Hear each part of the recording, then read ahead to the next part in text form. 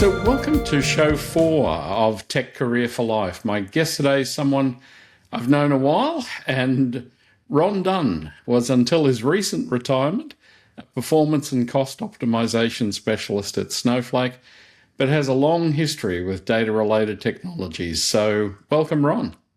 Thank you very much, Greg. Good to be talking with you again. And it is a long time. It's well over 20 years. Yeah, it must be. Yeah, it certainly seems like, I must be getting towards the same retirement thing as you have recently done yourself. But so for people who haven't come across you, tell us about your background, basically, and just a summary of your life in the industry. So, Sure.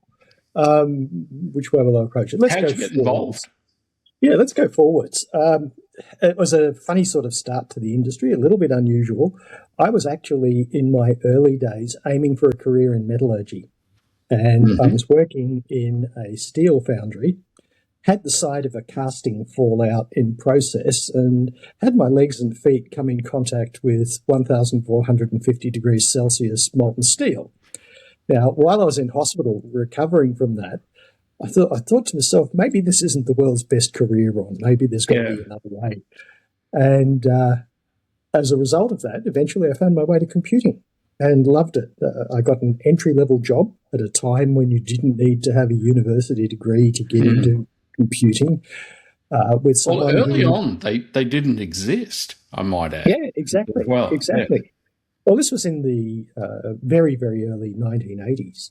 And I got a job with a merchant bank. It was there were 11 merchant banks in Australia at that time.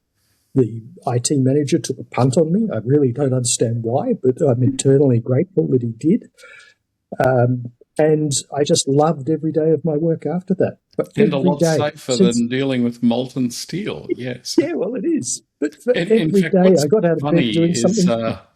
When I worked with HP, one of the places I used to go and visit all the time was an aluminium smelter. And the thing that always struck me is, as I drove in the door, there was a sign saying, number of days since last disabling injury.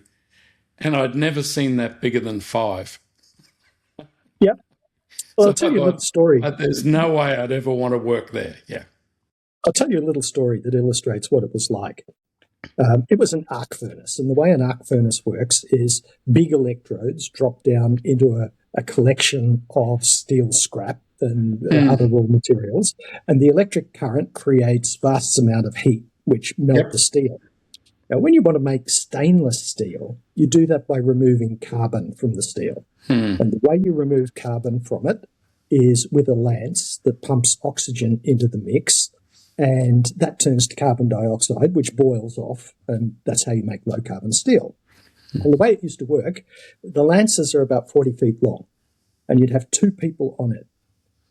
The person in front would be walking towards the steel with the lance, getting closer and closer. The person behind's job was to watch the clothes of the person in front, and when they started to smoke, to tap him on the shoulder, and they'd switch. We used to get a new issue of clothing every week because it'd be burnt to shreds with marks and so on. So that's what it's like to work in an industrial environment rather than. So it was very pleasant to get to work in IT instead. Yeah, that's cool. Yeah, and so after that, anyway, what were you doing? Development work or? Yes, I was doing development work at that stage. It was RPG2 on an IBM System 34. Yep. That's the main language I started doing serious work on. Yeah. Yeah, very, very strange language for people who haven't seen it. You coded in columns. So symbols in particular columns represented your lines of code. It was an effective language. It worked very well. And the crazy sort of built-in loop in the way it worked. Yeah. No. Yeah, it worked very well. But after that, I caught the personal computing wave.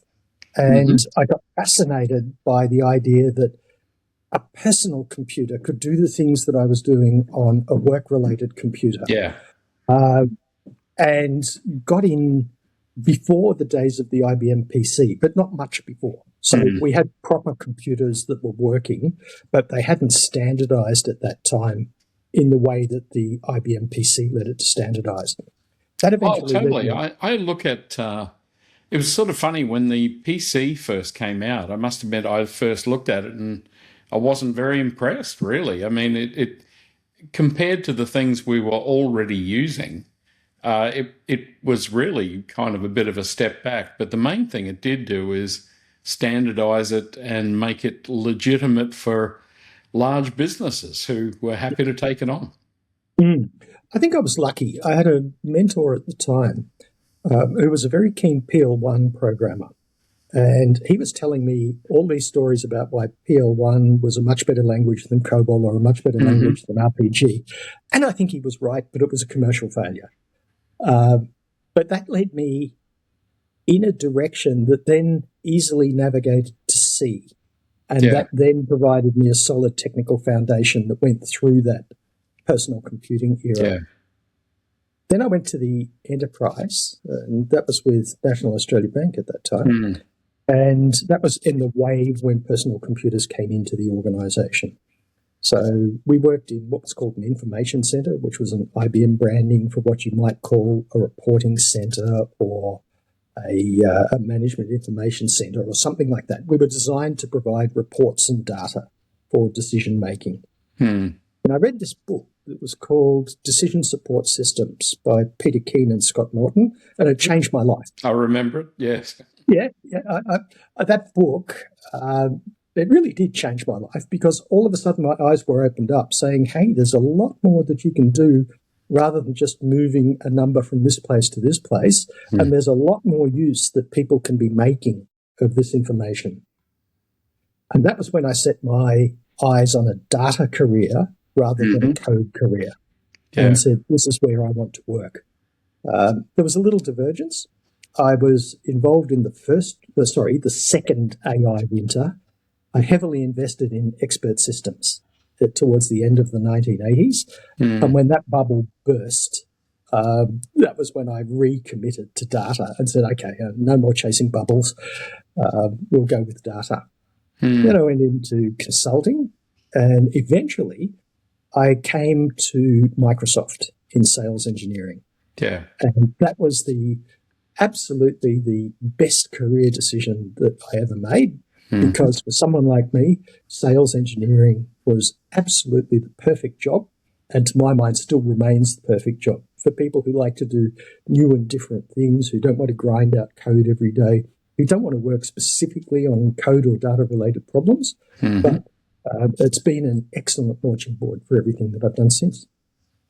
So that's interesting. One of the things that I did want to talk to you about in this is there's always a challenge to decide whether people should be working in large companies or whether or smaller companies. And look, I have done both, and I must admit I've always ended up liking working for myself, and I've found a stability there by doing that. And ironically, when I talk to people who've moved to larger companies, they often say they do it for security and stability, but usually I end up seeing the opposite. They end up having lots of reorganizations, or big groups of people get put off and so on. And but it is a great ground for learning how things are done at the enterprise and with larger customers. And so what's your feeling there?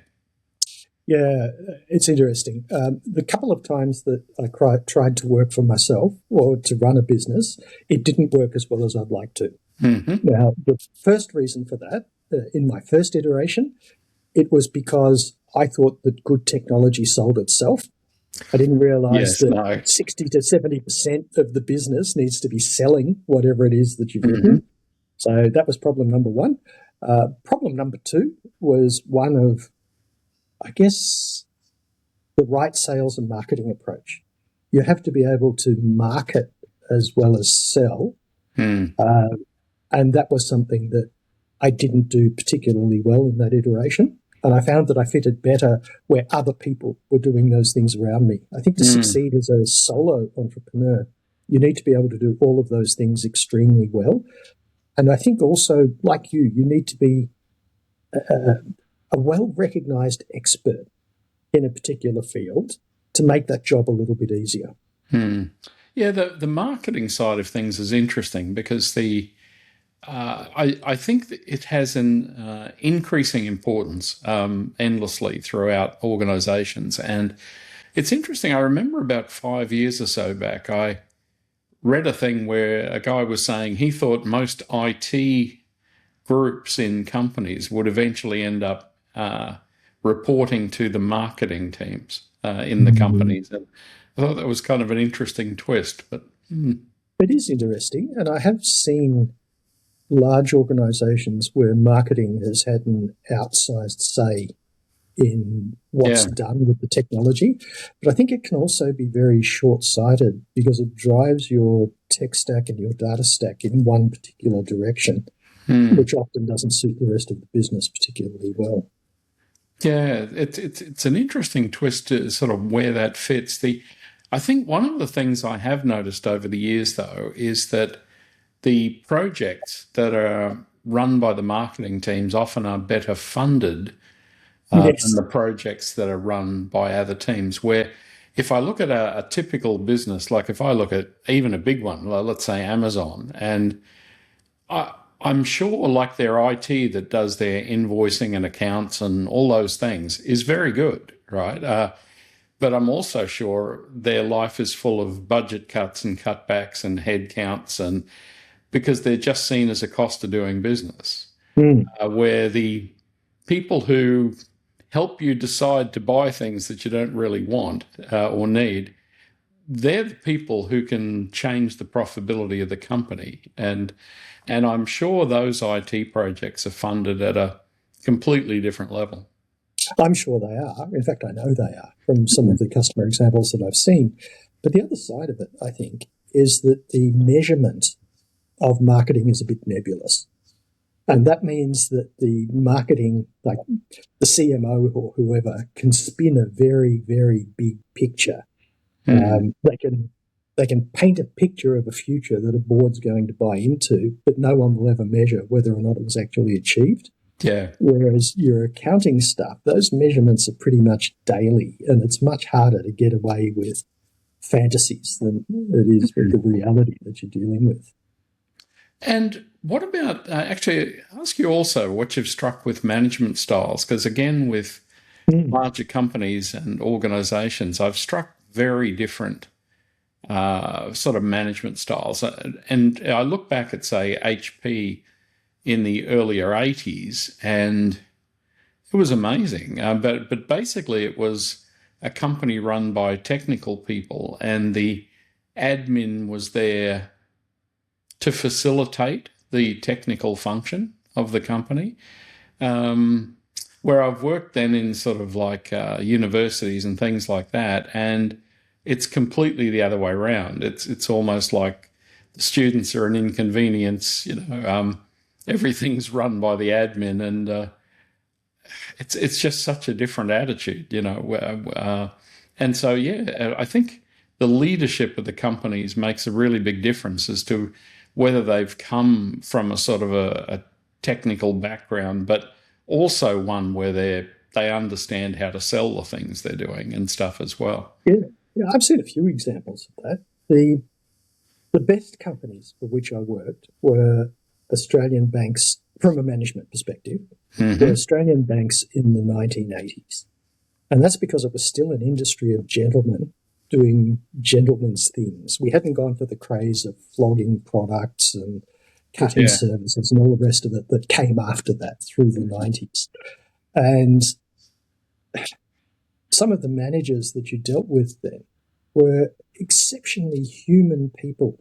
They were very much interested in their staff. They gave excellent guidance and development and all of those sorts of Mm. things. And they're attributes that exist in really good managers today. But companies back then had a lot of that going for them.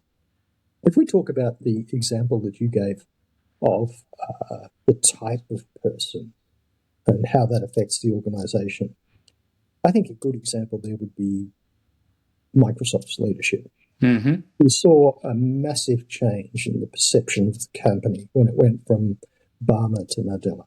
Yeah. And internally, that was also exceptionally true. in the way that people perceived the style of the manager, what it was that motivated them, what their expectations were of the organisation. And you've seen a similar thing with Snowflake in the transition from, in the two most recent leaders. But again, yeah, very, very technical leadership as well.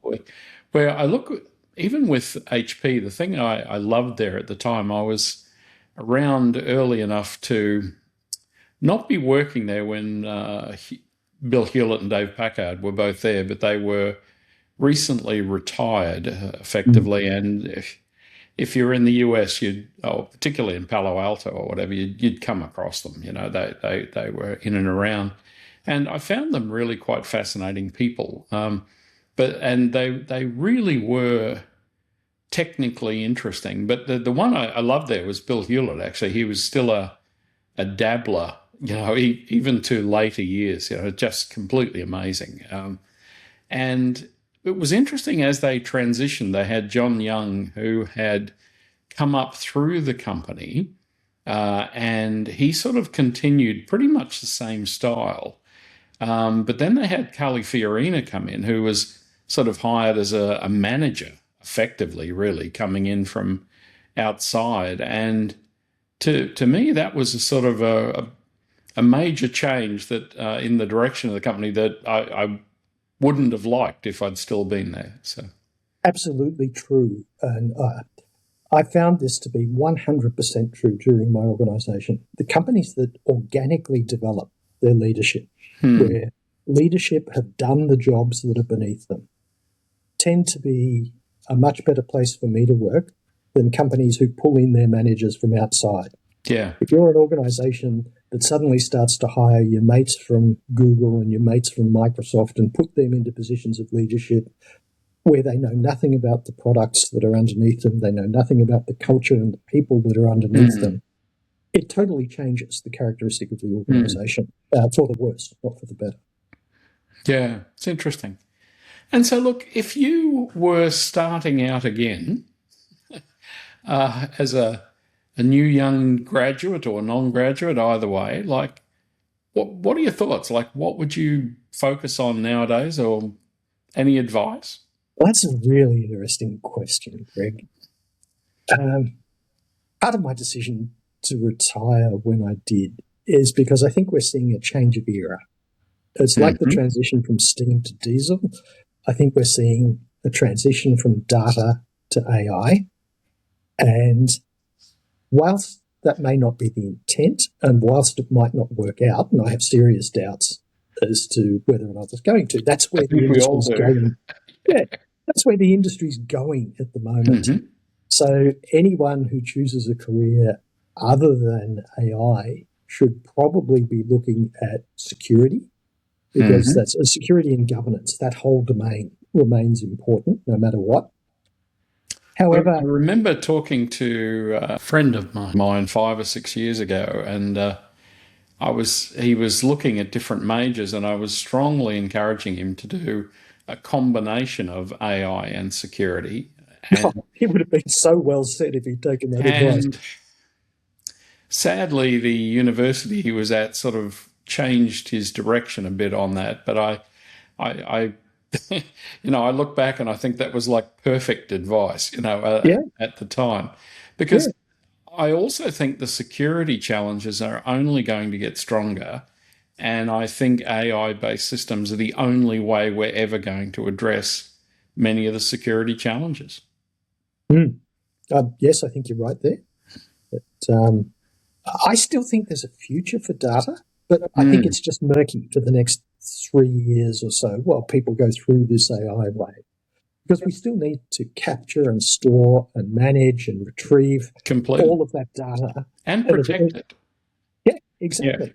Yeah. So data is not going to go away, but it's not going to be a hot hire for the next couple of years, which it has been in the past. Yeah. Now, it's interesting. And if you look at AI-based systems at the moment, I suppose there's two aspects. There's where you see it enhancing what we're currently doing, or where you see it replacing what we're currently doing. And anything you've noticed at the moment, like where you think it's strongest in enhancing what we're doing? Yeah, I have. I have a hobby in CAD/CAM. It runs my workshop. It's the intersection between hands-on work and computing, and that's Yep. a great hobby for me to be in. Um, I've been working on a hobby-related CAM product software, and I thought, let's try AI. And it screwed it up so badly that it wasn't funny. It couldn't hold a coherent view of coordinate models, for example. And Mhm. trying to generate code, it just created slop, basically, no matter which of Actually, the products I what used. would worry me there is the consistency, actually, because I find with a lot of the AI tooling, I'll ask it to do something and then I'll refine it to where it gets it right. And then I'll ask it to do 10 of them and it'll And it's do non-deterministic. yeah, but then it'll, do the first three okay. And then the fourth Yeah, one is like it just forgot what it was doing, but in reality, it's worked out again each time from that's scratch right. what it thinks it should be doing. That's right. And it just Well, loses the plot, yeah, and that's sort of not what we expect from normal computing. Normally, when you get to the point that something's working right, it just keeps working right. mm. Your question, I didn't answer your question exactly. You asked, where's it good? Hmm. On that same thing, I found that if I asked it for a very specific function or algorithm to do a very specific job, such as create a function that will find the points of intersection between a Bezier and an arc, it was exceptionally good at doing that, much better Hmm. than I could have done it in the first place. I had a relatively small chunk of code that I needed to validate, and I could go through and understand what it was doing. And it enabled me to do things there that I possibly would have given up before I got to the point of being able to achieve them had I Hmm. tried a traditional approach to it, because I would have needed to read too many texts and too much mathematical theory Hmm. in order to understand how to write that function. So there I have found AI to be particularly good. Do you think that's though a function of what it learns from? The Yes. thing that fascinated me, I've said to people, I asked ChatGPT, for example, questions on baseball umpiring, and what amazed me is that it got the hard questions right and the easy questions wrong. And I concluded that's just because the only people who ever discuss the hard stuff are people who actually know what they're talking about. Mm, Where the lower down you get, like everybody has an opinion, and they're often wrong. mm, mm. So, and I'm Yep. sort of wondering in a lot of disciplines whether it's the really tough stuff that it will often end up being very good at. I think you might be right. But the challenge is that you still need to take responsibility for verifying that it's correct. And the harder the Yeah, problem gets, unless you're a domain expert in that exactly. particular area, the How do harder you it is to verify. verify it? Yeah. Yeah, yeah. I saw an I think interesting also article one of the things yesterday. I struggle with the tools is trying to tell them in advance, like, I don't want you to like gaslight me, like, don't tell me something's a good idea if it's not, don't um, tell me something's great if it isn't, and so on. Like, many of these tools are designed with an overly positive sort of responses. And I think it's Ah, just to make you feel good, right? it's terrible. But that's often not what you want. I'm often have a list of things where I'm saying, look, if you don't know something, just tell me you don't know it. Yeah. Don't guess. You know? And if something's not a good idea, just say it's not a good idea. Yeah. It's the rah-rah American attitude that's been Hmm. baked into the products. You see it with companies that take their tech support and move it to AI. All of a sudden, a conversation that was gentle and exposing all of a sudden becomes a massive, yay, we're going to fix your problem. Isn't it fantastic? And oh, how wonderful. It's just rubbish. And it's an immediate tell that you've got Hmm. AI in your support loop rather than a person. It's not helpful. Yeah. It's sort of interesting that with Azure, I use a lot, of course, from Microsoft, and what's interesting there is that, and they've had the different support levels, but it used to be that the sort of cost and billing related stuff was didn't need any specific support contracts or things like that. I mean, you need to be able to deal with cost and Mm, billing issues no matter who it is, mm. whatever. But they've recently moved it across to a thing where you end up hitting effectively a chatbot. And the circular discussions I have with the thing, where you just eventually give up because you just cannot get it, no matter how clear and whatever you are. You could solve it with a human in a few minutes, and it just ends up extending. I don't know, maybe I'm not a fan of chatbots, but I mean, part of the industry loves building chatbots. But, the number of times I've found a chatbot that's actually useful, is a really small number compared to the number I've tried to use. It's like IVR systems. They're there to keep you away from the person. I Yeah, had an true. IVR the other day that asked me to input my postcode, my date of birth, my account number, all of those types of things. And Hmm. the first thing that a human operator did when I eventually got through to a human was ask me the same question. Exactly the But same didn't that question. get Yeah, carried through? Yeah, they're just rubbish. But anyway, that's what do you do about it? indeed. And so if we go back to someone just starting out now, Mm. what do you think they should do? I mean, do you see them having a role in the IT industry at all? Yes, or are we going to have much smaller numbers of people? And if so, what do you think they should concentrate on? this is. I think this links back neatly to the earlier point that you touched on, which was small companies versus big companies. Hmm. I think that we're seeing a wave of massive layoffs from the large companies at the moment. Yeah. But the ones that I've seen most closely is seldom because of AI, but AI is being used as an As excuse an for the excuse. layoffs Yeah. of exuberant hiring and so on that happened Hmm. post COVID. I'm yet to see any solid output from AI. I'm yet to see an entire SaaS scale, enterprise scale system that's been developed purely by AI and is a decent product. Hmm. And I think it'll be a long time before we actually see that. So I think the market at the moment is tight because of the tens of thousands of people that are being laid off from enterprises who are all out there looking for jobs and struggling to find them. Once that resolves itself, I think that there will continue to be hiring in the industry because people are still going to need all of the things that we're doing. Once they find out that AI won't do everything, well, it's my belief that AI won't do everything and Hmm. can't. And once they find that out, they will still need to do all of the data processing and all of the operations and all of the administration that they used to do previously. Some of it Yeah, will it's change. interesting that, like, if I look at, there was a period, I think late 80s, probably early 90s, where there was a massive decline in people studying IT related subjects and Mhm. things. And it was because there was a perception that all of that work would be outsourced to India or somewhere, and that there just wouldn't be local work. And Mm. I mean, there was an impact of that, no question. But the reaction for the number of people who stopped doing the study and stuff was massive. And it I know flowed working at through. the unis and stuff at the time, you just totally see the effect on the student body. And it flowed through into what's happening with hiring today because we didn't have that larger pool of entry level people.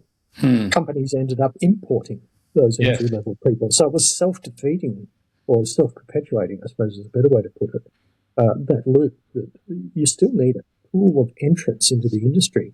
And I think that this is where we're really going to struggle if we focus too much on AI doing the work now, Hmm. because there won't be the entrants to learn the skills in order to apply those skills in 5, 10 years' time. So that's why I think that we need to keep hiring at the junior level. Yeah, it's interesting. There's a lot of discussion that in things like law firms, as an example, that the junior positions used to do the hack work or the Mm. legwork on discovery and all these sorts of things. And increasingly, that's highly automated now. And so there's the discussion about, well, if the normal junior roles aren't there, how does someone ever get in and get to a senior role? Mm. It's a very good point. And Hmm. when you think about it with law, you could say that right now, I think you could say that the job of the junior should be checking and validating Hmm. and making sure that, for example, the common thing that's cited is that AI hallucinates cases and precedents, Completely. previous Yeah. examples of this. That's an ideal job for a junior, to validate whether or not those things really exist and to Hmm. understand whether the interpretation is correct. But I also think that's a little bit soul destroying for a junior if all you're doing is checking something off. Yeah, you make a very good point that there still Yeah. needs to be something creative for people to do. Yeah, well, I think we're going to have to rethink what junior roles look like too, Mm.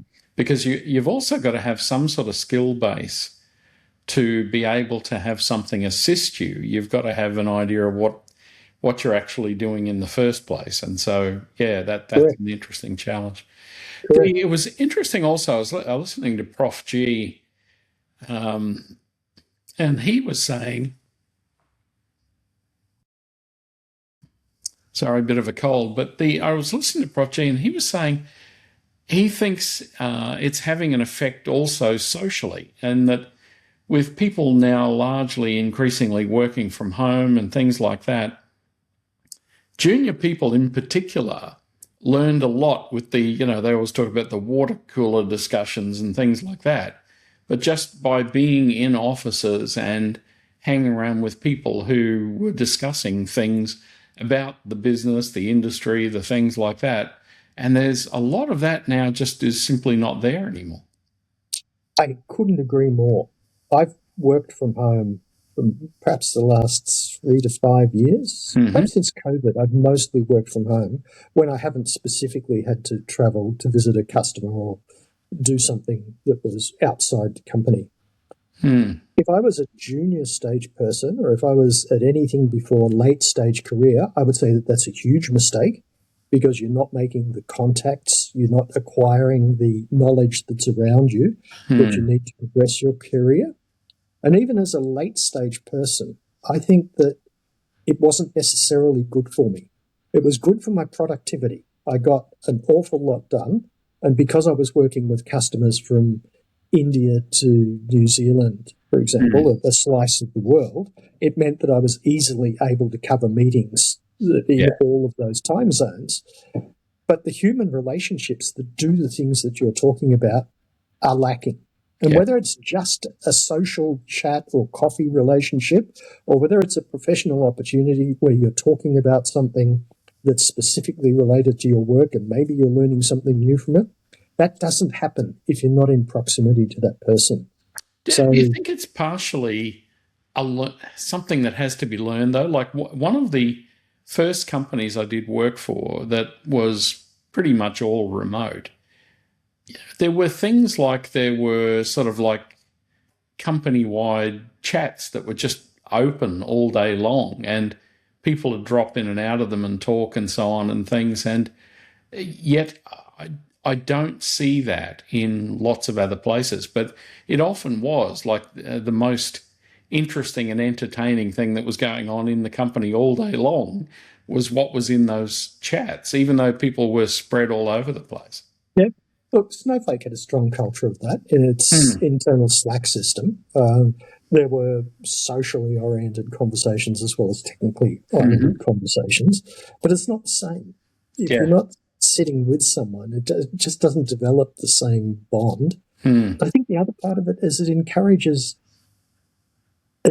abbreviation. It's very difficult to have a long, creative conversation.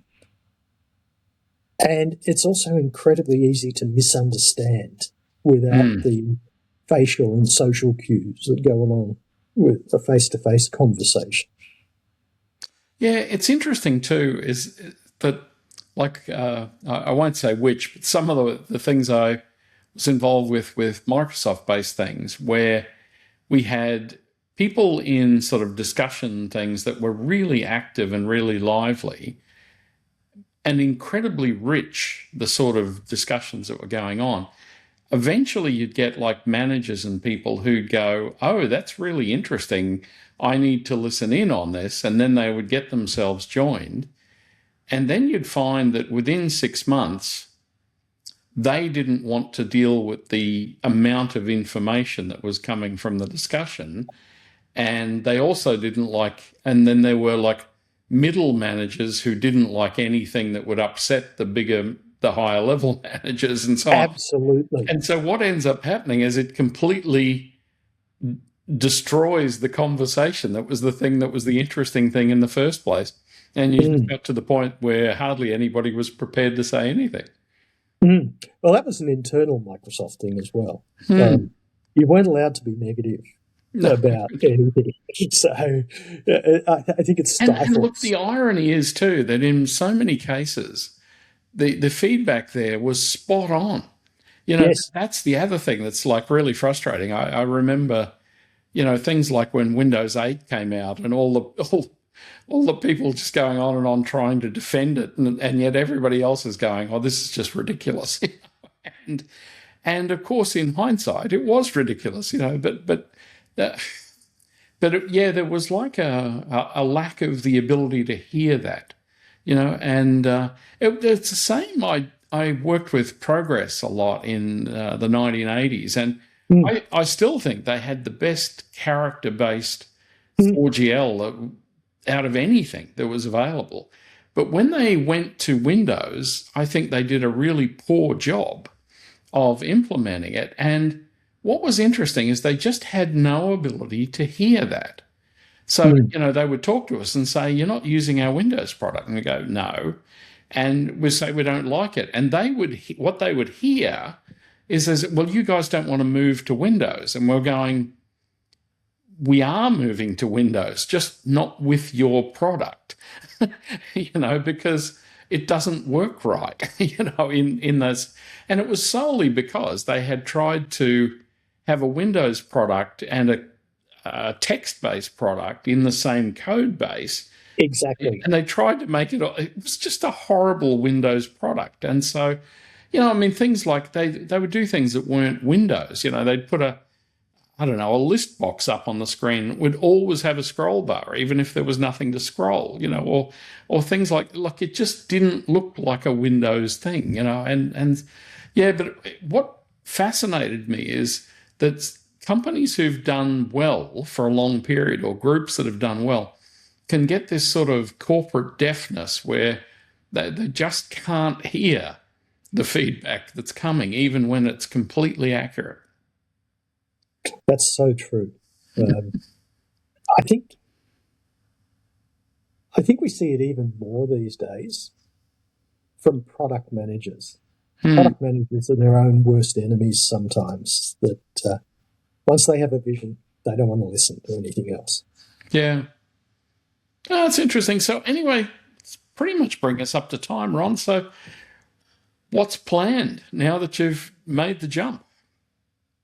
I'm still trying to work that out. I'm dealing with relevance deprivation and all of those types of things. Eventually work, but my workshop is going to take up a reasonable amount of my time. Excellent. I intend to make replicas of tin plate O-gauge trains, and I've set up my workshop to do it. So you'll see me out there cranking on a hydraulic press and those sorts of things to press sheet steel. I grew up initially with O-gauge trains, and I so miss that. Yeah.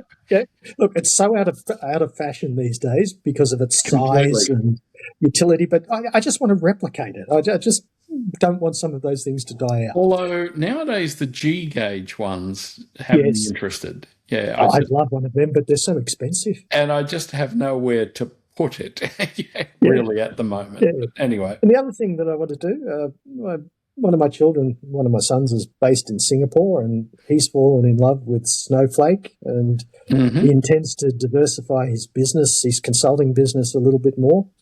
And I might spend Good. some of my time helping him with performance and scale on Yeah, some of getting his going. Snowflake Yeah, activities. totally. Yeah, Yeah. the other thing with model railways, it's interesting. There's a guy in the local IT industry based out of Brisbane who had his father was living inland from Coffs Harbour when I was sort of living in that area, and he said, "Oh, you need to go and have a look at his trains." And I turned up to see him one day, and it was just wonderful. But Dorigo? he, yeah, and Yeah. it was absolutely amazing, what this guy had built. And he had built a massive shed, with no supports in the middle, so it was all Mm. clear across. And he had had himself and his friends in there working on it for so many years. And what was a little sad is that, like, he had different stations around the room, and they were named after his friends who used to come there and work who have died. Oh, no. And that was a little sort of weird. But I remember he was sort of sitting wondering what he was going to do because he had to move. And there was no way he could take it with him. And he got to an arthritis thing where he could no longer really work on it. And he was sort of sad, like, I'll sell the house for a lot less if somebody will keep it, or something, or whatever. Mm. And then he was sort of, I asked him what on earth he'd ever spent on it. And, it was like, $500,000-600,000 easily, like, or more. And I said to him, "You have a very understanding wife." And I remember while we were there, my wife said, "I'm not that wife." So, yes, you could burn through an enormous amount of money on that sort of stuff. That's for sure. Yeah, that's right. That's right. But that'll keep me busy. Yeah, all good. Hey, listen, so thanks so very much for your time today, Ron. Thank you, Greg. I've really appreciated the chat. Talk to you another All time. good. Bye bye.